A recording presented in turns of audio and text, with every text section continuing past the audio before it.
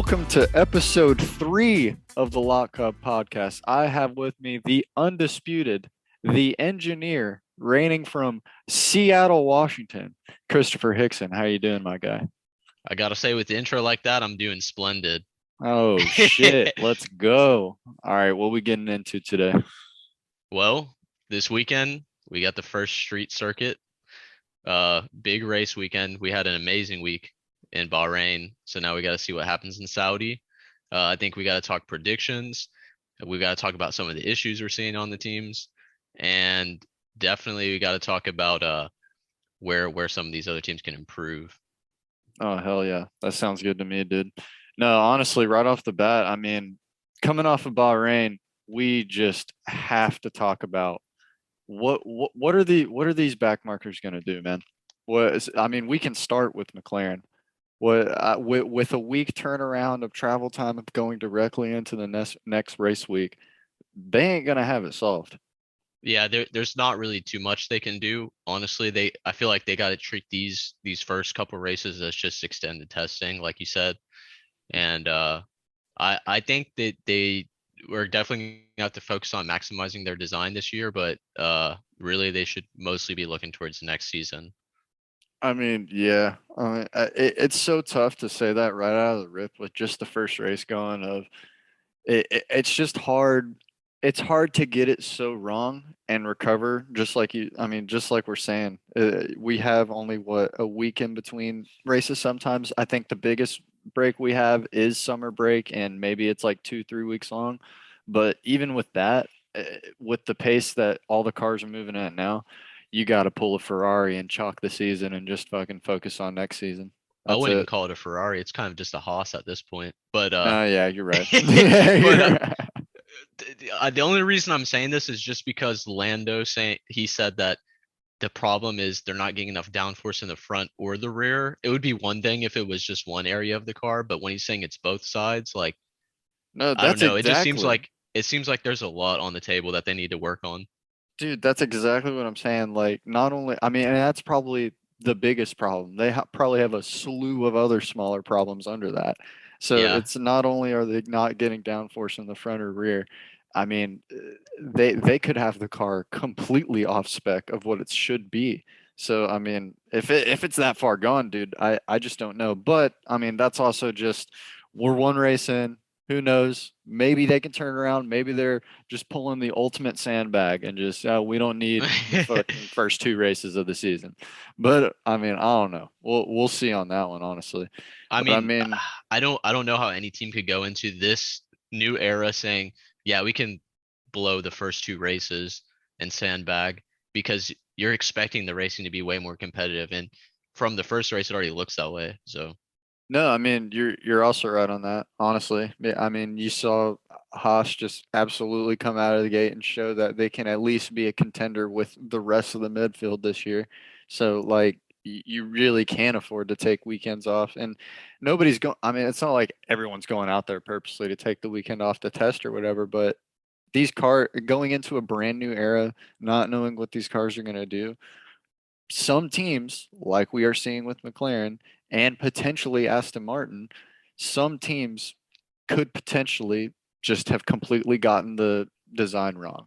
And they just have to go through the trial and error of, this season might be us figuring out how to correct this car for the future.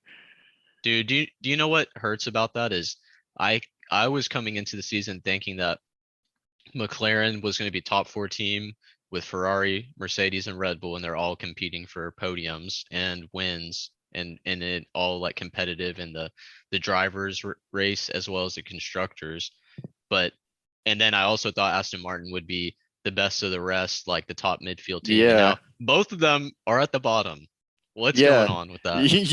you have fucking Aston Martin at the bottom now, and you thought they were going to be best for the rest. And then just like you're saying, I mean, I wanted to see a Ferrari runner. McLaren, hopefully Lando was going to get his first race win of this year. I mean, Danny Rick, the bounce back, he was just getting comfortable in the last year's car. Like halfway through the season, from midpoint to the end of the season, he was lights out.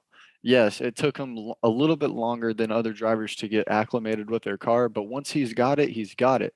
Now we're throwing a huge wrench in the works of, yes, it's a new car that both drivers have to get comfortable now, but now it's a new car that nobody knows how to get comfortable in it because they've got it wrong. So I have no clue what's going on. And then just going to Aston Martin, I mean, yeah, they had so much promise. Even in their testing, they had so much promise. But like we saw with McLaren, McLaren was at the top of the timesheets and now is dead last. Yeah, But I mean, and I know in the first episode I was talking about how yeah, I thought McLaren was going to do so good. They didn't want to hire a young, engineer and myself, and it looks like now would be the time to put in those applications because they're definitely cleaning shop after that. dude, they need all the help they can get in that garage right now. My colleague over here will be sending his resume in. Please go ahead and do that one. Oh man. Dude, move. I mean, let's just. Do we even need to talk about Aston Martin right now? Where's the pace? I I, think they're I just want to talk completely about it. lacking pace. I want to talk about it a little bit. I think Sebastian Vettel faked COVID just because he saw how slow their car was, and he wanted to keep his record intact, bro. Every season that he's competed in fully, he's got a podium finish. uh, you're right. He got second place in Baku last year. He did, You're yeah. right. Holy hell, dude! Seb sandbagging. Oh man. Nah, dude. And Shouts out to Seb. the bummer is the Aston Martin car looks so sexy. It was It amazing. looks so good, dude. They did away with the Pepto Bismol BWT branding. They got Altmir out of there. He's with Alpine now. He threw all that pink over that god awful car now too. Oh, dude. So I does he follow the pink cancer or does the pink cancer follow him? I don't know. So far, everywhere I've seen him move, they've kept the pink. I don't Yeah. know who brings in that sponsor. I need to do research. I know Sergio Perez brings the Telcel sponsor, and that's why on Red Bull's Halo they have the Telcel on there. Mm. But the pink, that means by default the pink didn't go with him, and Otmar left Aston Martin, and the pink is gone from Aston Martin and joined Alpine and is now on Alpine. So it's got to be him. Yeah, it's kind of like a Mazepin, scenario where he follows the Uralkali, you know. Yeah, wherever you see Eurocali or a Russian flag livery, Mazepin will be there. Yeah, sadly. Dude, fucking pour one out to that guy. Yeah, Uh, speak. I saw a video, a clip of him all pissed off about Haas and how they got rid of him. So yeah. Oh, you start the announcement of his foundation, dude. He looked upset. Yeah. I will He, say if this podcast takes off, I'm definitely gonna donate a little to him. I'm definitely gonna donate a little to him.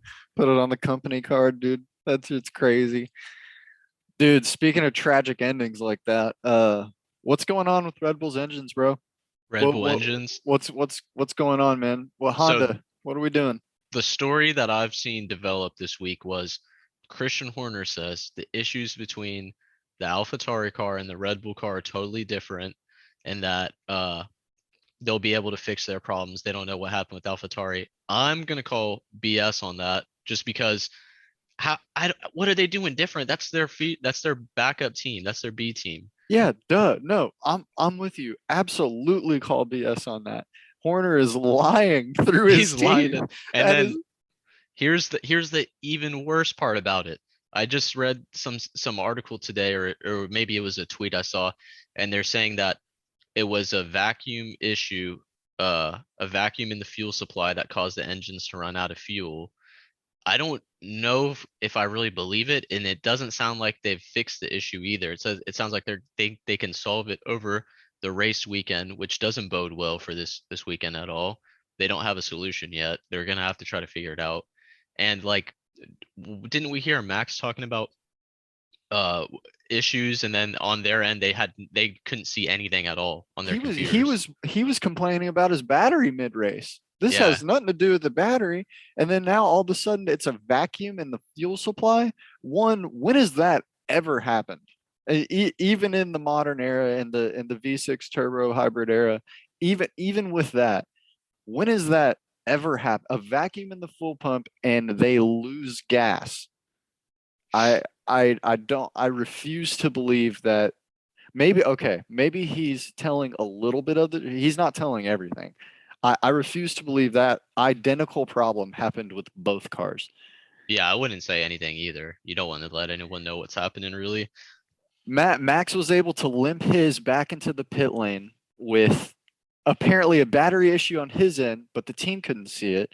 Now it's a vacuum in the fuel pump, but he was able to limp his to the pit lane. Sergio's engine completely locked up and he lost complete dash power. Pierre Gasly's engine just caught on fire.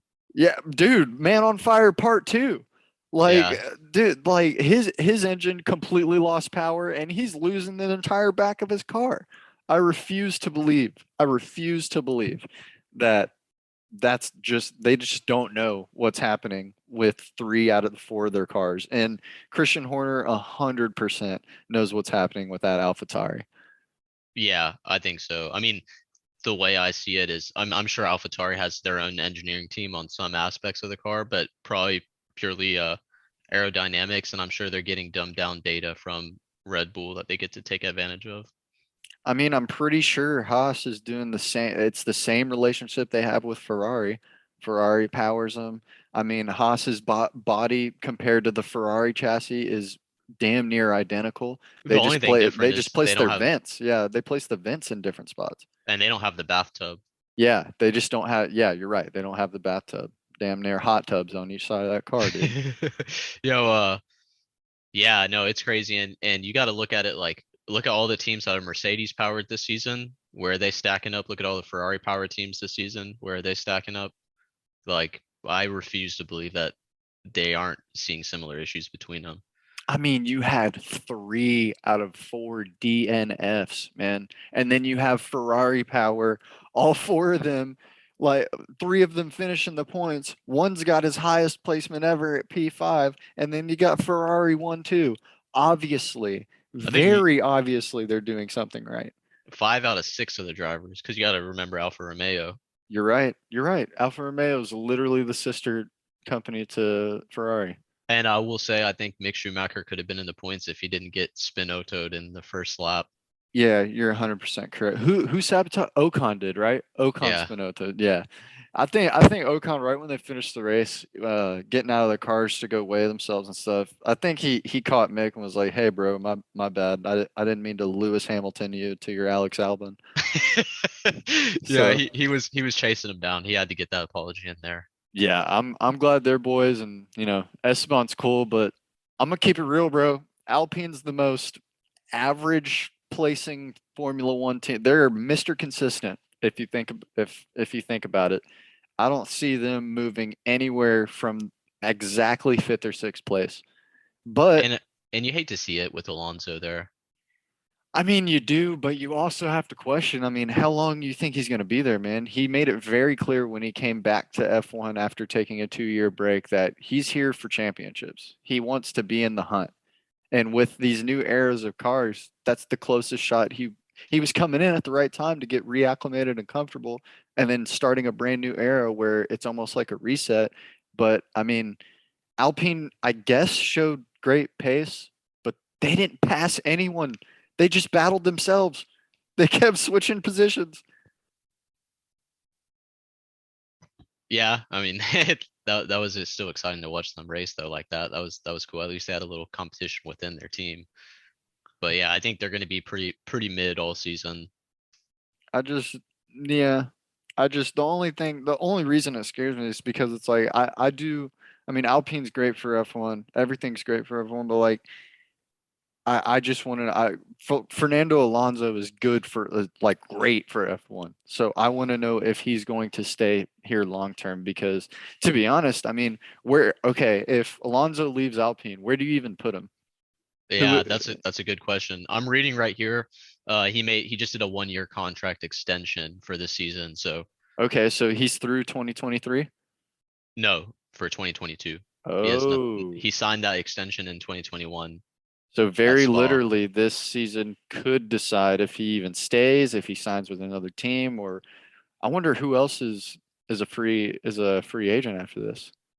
Yeah, we'll have to look into that. We could talk about that, after this race week in our mid-break week review Oh no, episode. hell yeah, that's a good idea. That's a good idea. I like that. I mean, well, let's piggyback off of Ferrari having damn near 6 cars on the grid. I mean, no one's gonna touch their power this year, man. Yeah, I think uh I read another tweet and they have like a 5 horsepower advantage over Red Bull, and then that helps with their pace obviously, and then um I forgot, I saw something else. It was some predictions about how this race was going to turn out, and their 5 horsepower advantage gives them like a second advantage on the laps or something, and then something Hmm. maybe with the aerodynamics or whatever gives them like another edge. So we'll see how it plays out. And then you also have to think their reliability is also going to give them the advantage, because No, I yeah. don't think a Red Bull is going to finish this race either. Yeah, I was about to say they sit pretty head to head on every other stat, but reliability. Going purely off of this last race, and this isn't even, like very obviously it's not like they're gonna not finish every single race, but if we're just looking at last weekend, the Ferraris are gonna see the checkered flag. I Mm, I don't know if any Honda powered or Red Bull powered team is going to see the checkered flag this week. Like I don't know. I can't confidently tell you. With it all being a hard reset of brand new cars, and then this engine supplier, especially since I just think Honda re-signed to do everything Red Bull through what, 2025, I think. yeah, but Like this is not a good start. you also have to acknowledge they're not necessarily as hands-on as they have been in the past, and they're kind of passing over their engineering to the Red Bull team. And so Ah, the Red Bull is in charge of they have their own powertrain division now. And so you could speculate that they screwed it up. okay, so They they're didn't do just something getting the right. recipe wrong. Yeah. Well, Okay.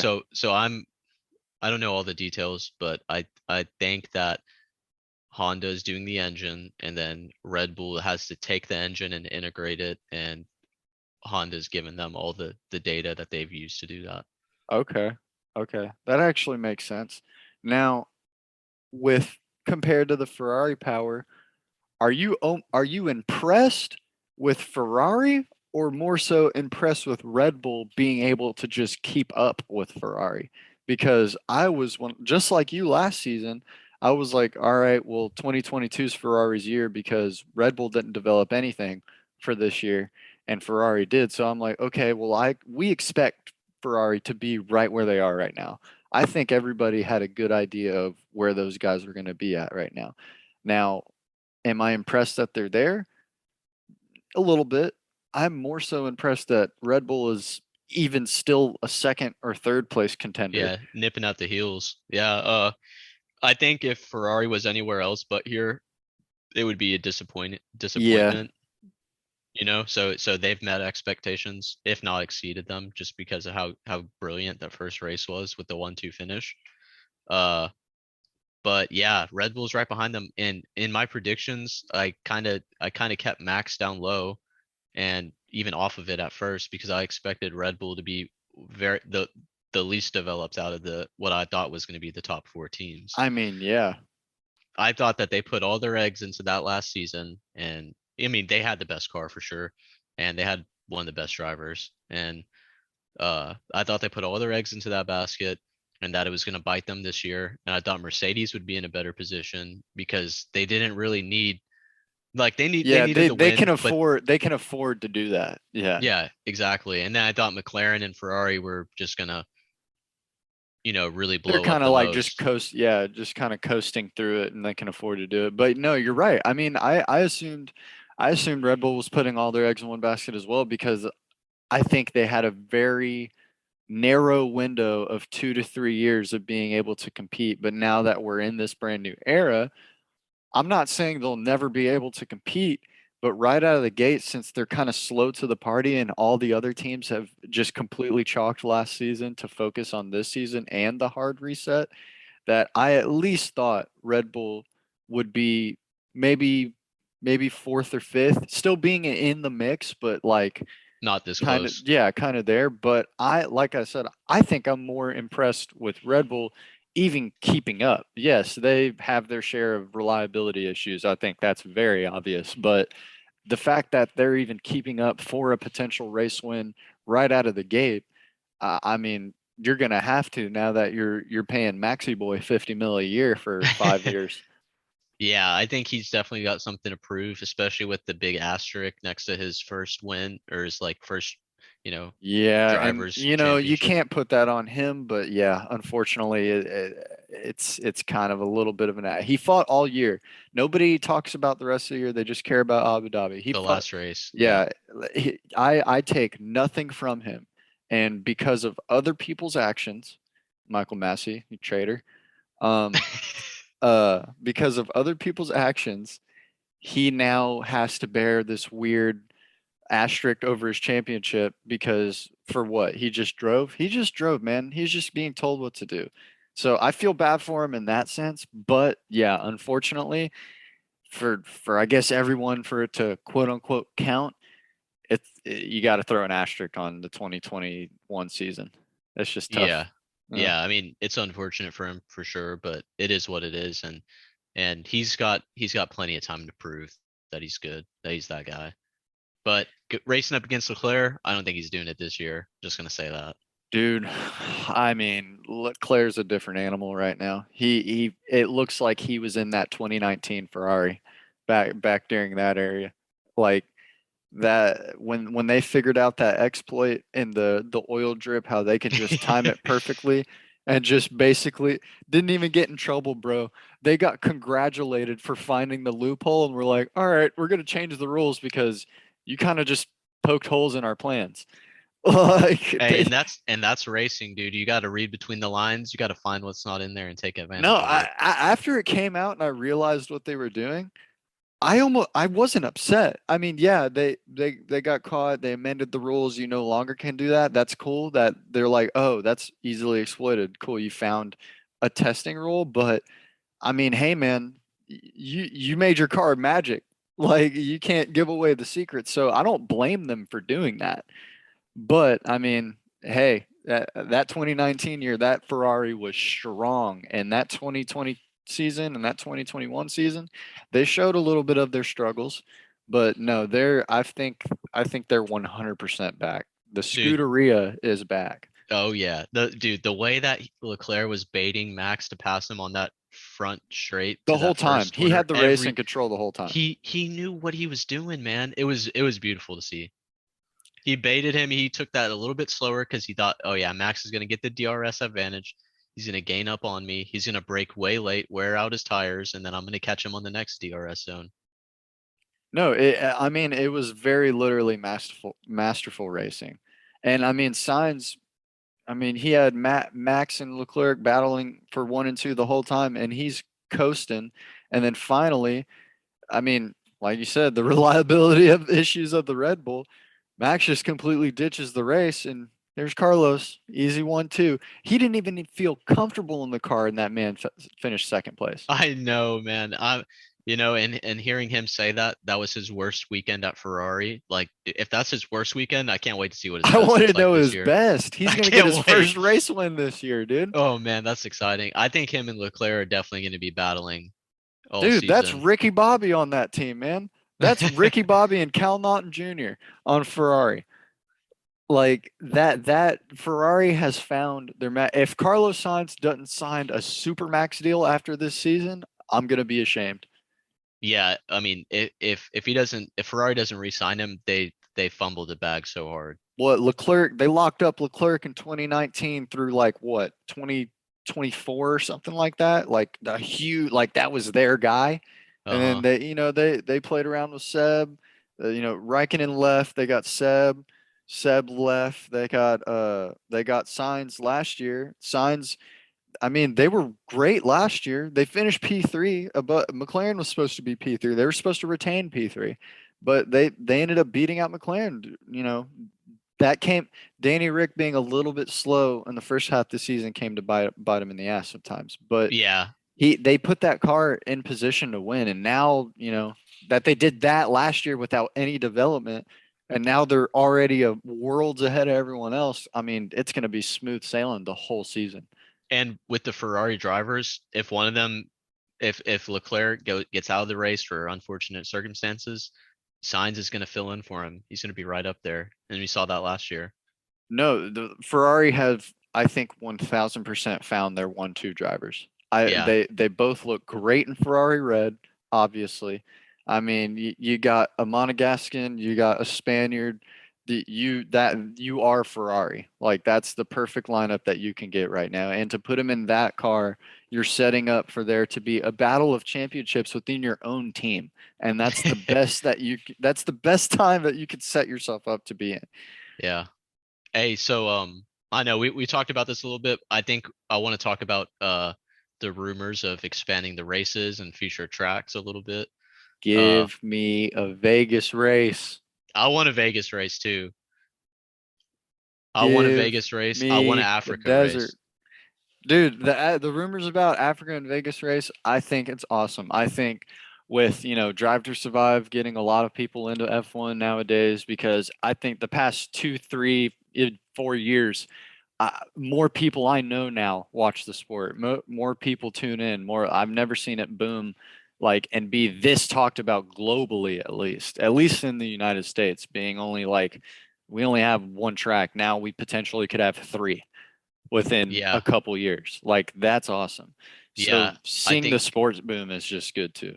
I think them tapping into the North American market, especially in the US, like that was a genius business move. And now that they've done that and they're kind of seeing some success, it would be nice for them to branch out and go to Africa also. No, absolutely. I mean, I wonder, where would they locate in Africa? Is there a rumor about a possible location in Africa or I don't just they know. narrowed it down to the country I would probably or target South continent? Africa. Yeah. South Africa would probably be a good place to put it. Yeah, Nigeria, that would be so sick. that actually would be Um, sick. Dude, how do you think the tires will react there? Like they're already going to be pretty bad in Vegas. I don't know. We could do Egypt maybe. Dude, I mean, a it track fits. around the pyramids, dog? Dude, that would be crazy. That That would be would be crazy. insane. Where else we got? Morocco, potentially. I don't know. Dude, okay. Well, what's your 2 cents about 30 Grand Prix, dude? I actually think it might be too much. I don't care, man. I think more racing's cool. I love it. Okay. I see that the issue would be with okay. When do you put your brakes in the season? Because teams still are working on their cars throughout the season, especially in a new era. Yeah. And and how does that affect like off season? Because you got to give these drivers some time off.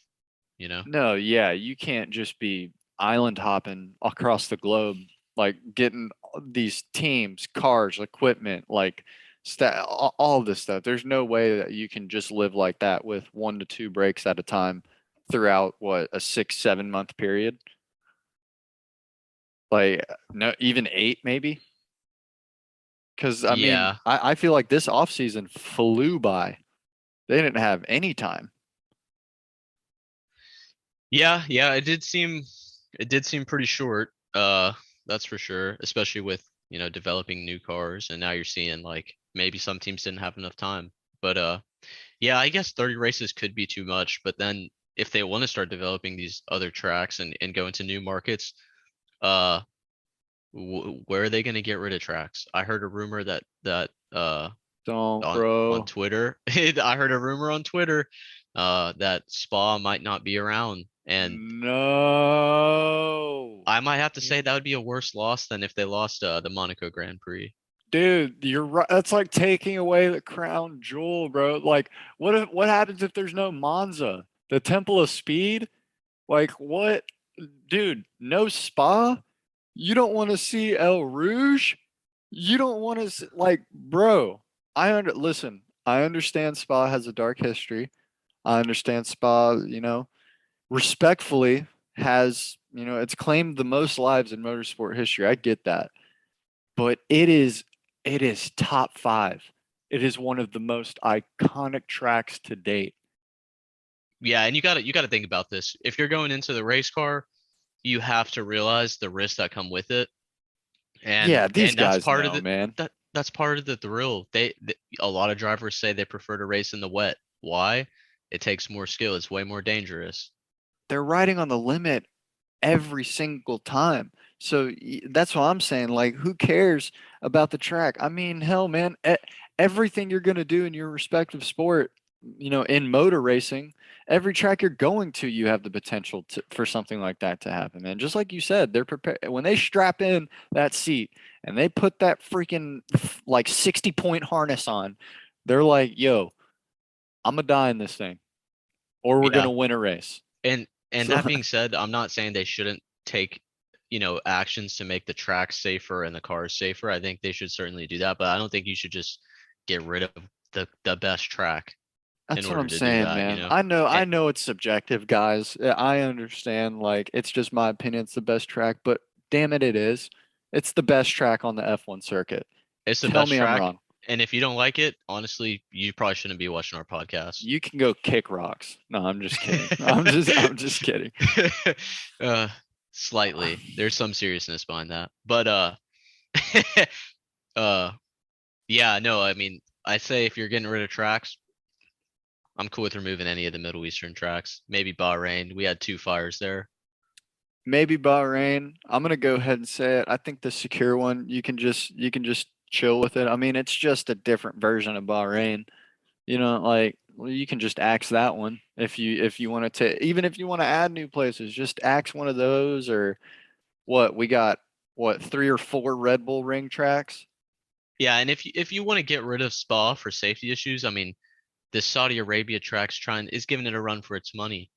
Dude, yeah, yeah, yeah. This first street circuit that we have this weekend, it's one of the fastest street circuits. It's raced, what, it's pretty sure it's raced at night, right? Mm-hmm. It was Like, last year dude, at least. dude, it's they can't take it away from me. They They can't can't. they Nope. can't keep doing this.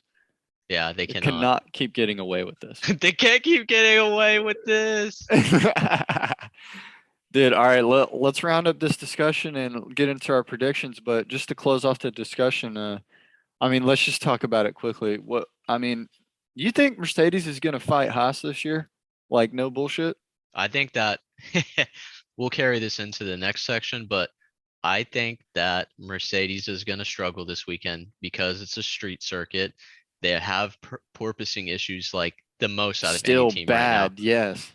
You're racing on a track that doesn't have as, well paved of a section as like a legitimate circuit that was built only for racing.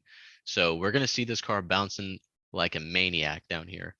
And I don't know how the Mercedes engine and power stacks up with the Ferrari.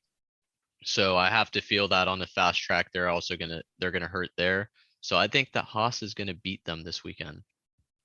Dude, I think Haas is not only going to place higher, I think they might even out qualify either Russell or Hamilton. At least Magnussen, I think Mick Schumacher will get that Haas into Q3 this weekend. And I think that I'd be eager to see. We got a day or two. We got till Friday.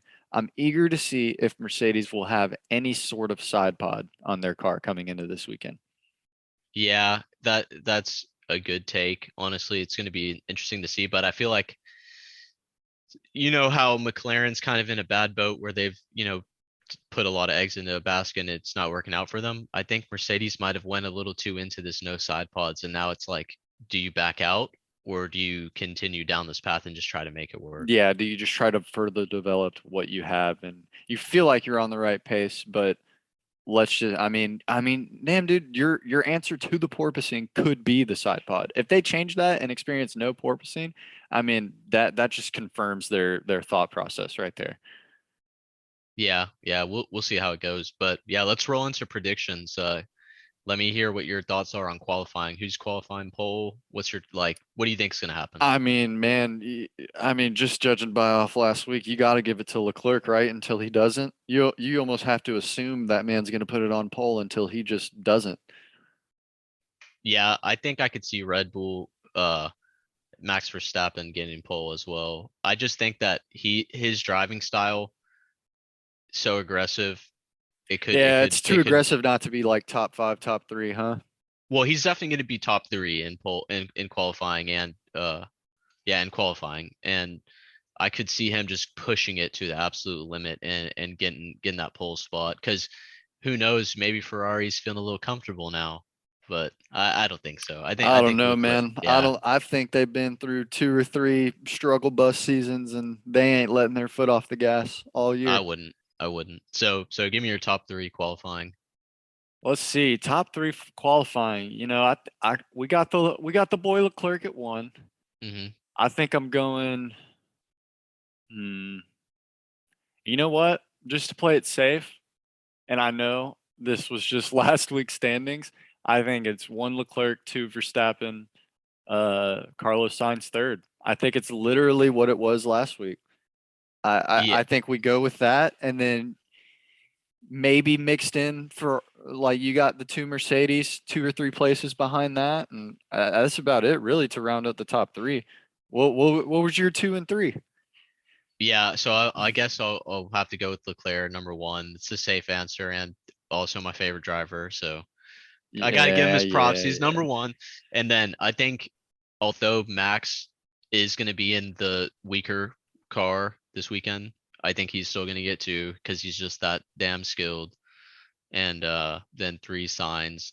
And then I think Sergio will be right behind them. And then I think Haas is going to be rounding out that next. We'll see how Mick does. I Let's want to go. blame Mick's performance on the accident he had. So hopefully he can do a lot better. We'll see. No, yeah, of course. I mean, my hot take for qualifying overall, I think those Haas's are going to get in Q3, and I think McLaren's out in Q2, man. Yeah, honestly, if they make it that far, that'd be awesome. I'm sorry. I'm sorry. Damn. I'm Nah, sorry. dude, they've got everything to prove right now. I don't think they're standing on any type of stability right now in their team. Yeah, that's true. And their drivers are super talented, Yeah, so I it's could see you them know it's Q2. not the drivers. You know they're Yeah, pushing, you know.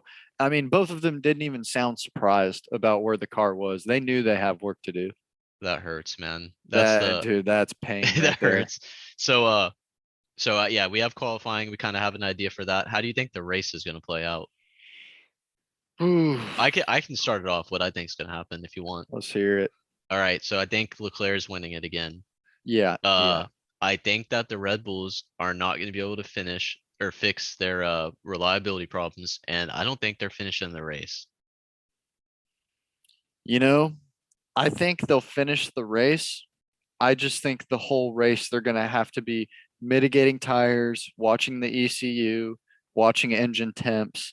I think the whole race is just going to be plagued by getting a radio in going, sorry, Max, but we have to maintain the tires and take it easy on the car. Max said he's not doing that next time they tell him though. Uh, I think Max is going to Dude, push if the it. car won't help him, I will say I think if any of the Red Bull cars are going to be more polished, it's going to be Max's car. So I could see Sergio Perez not finishing the race. oh, Christian Horner's playing games. I think that yeah, I think at least Sergio Perez is not finishing the race, and it's going to be because of his car. I could see Max also not finishing because it sounds like they have too many issues, man. I'm Dude, just gonna hey, say, you're right. Like he can't bullshit us, right? yeah. It has to be more than just that vacuum in the fuel supply. It has to be more than that. And you got to think, dude, they're under so much pressure. They have a new powertrains division, and they already have all these issues that are Yeah, rippling it's not across a good two look. teams. It Across is two not a teams. good look at all. Yeah, and then AlphaTauri is just kind of they're kind of just they shoulder shrug for the season because they're at the mercy of what Red Bull does. Yeah. So I think that we're gonna see Kevin Magnussen get a podium this weekend. Oh, that's a hot take. He's coming in number three. We got another Oh, Ferrari 1-2, and then Kevin Magnussen number three. you know what? I co-sign it. I co-sign it. Ferrari 1-2. Kevin, actually, you know what? I'm gonna do you one better. I think Carlos gets his first win this weekend. I think Oh, Carlos finishes first. I think Leclerc right behind him at second. Very literally, both could be battling each other the whole race. uh-huh. I do think. that they have potential for lockout, but I think Max will have the good qualifying, just won't be able to put it together over a long distance with that car. You're right. It's at this point, man, you could flip a coin if Red Bull's going to finish it or not. So I think Carlos Sainz wins his first race this weekend. Leclerc strong second. I'm going to co-sign Haas getting their first podium and Kevin Magnussen getting his podium. And that rounds out the top three. Man, I want to put both Mercedes at 4-5. I just don't think if both Red Bulls DNF, Mercedes 4-5. Definitely But if both Red Bulls are in, 4 or 5. yeah, fuck it. Yeah. Yeah. Well, yeah, we'll see. Hey, but I just want to like I saw this clip of Joe battling with Lewis. I watched that back again and dude, that was so awesome. I Oh, think we got he's to throw this in there. if Red Bull doesn't finish, I could see him getting points again. Dude, I think he's going to be a dude. Let's talk. Okay, you know what? Transition into the Alfa Romeo segment. They Okay. have knocked it out with their driver lineup. Dude, yes. They hit Oh, the jackpot with free agent signings. dude, I love Bottas. Always have. Dude, Valtteri at Alfa Romeo finally gives him a team to take the reins on, and there's no better development that you can pair him with Joe. Like, dude, he scored points on his debut, looks fast in the Alfa Romeo, can at least keep up with Valtteri's pace. And this is what Haas should have done last year with their driver lineup. Mick should have been paired up with, like, let's say a Hulkenberg or or Magnussen. It should have been this year's lineup last year. Vettel. That I mean that That's the dream you don't scenario. even, dude, that is literally the dream team, man. If Yeah. Vettel can be the mentor to Schumacher, that would be the dream team. That's But just everything coming full circle. Vettel's going to be back this week, man, and he's going to have to get that Aston Martin in a competitive sense, or at least drive it and get whatever he can out of it. But no, going back to the predictions, I think that's a strong top three. You got Leclerc winning, but I think Carlos Sainz Jr. gets his first win in F1 this coming weekend. He has a great qualifying showing, and that would be my top three, dude. Yeah, I mean, I can't complain about your top three. It sounds amazing. We'll see what happens. It's gonna be exciting for sure. And everyone check out our social medias. You know, we're on Twitter at TLUP, TLUP F1, right? Yeah, TLUP F1, TLUP F1, and then on Instagram we're TLUP with the dot, between the F1. So don't forget the dot. don't forget the dot. Just And look for two guys with fire caps on. yeah, we're coming out with logos and stuff soon. We're still working on that. And we're also working on getting webcams so we can have some good video. Uh, check out our memes, like our memes, share the memes. Comment your thoughts. What are your predictions, for the race? Give us a comment on YouTube and yeah, just we're looking forward to seeing this channel grow and interacting with our fans as we gain more fans. Yeah, dude, we just want to see this thing succeed. And to be honest, I just want to give a quick shout out to, I know it's small, but anybody that supports it right now, like, thank you for real. But yeah, go check out the socials. We'll see what happens this week. We got Saudi Arabia this week, and it should be interesting, man. But nah, this wraps up the episode, and we're out of here, family. Deuces. Peace.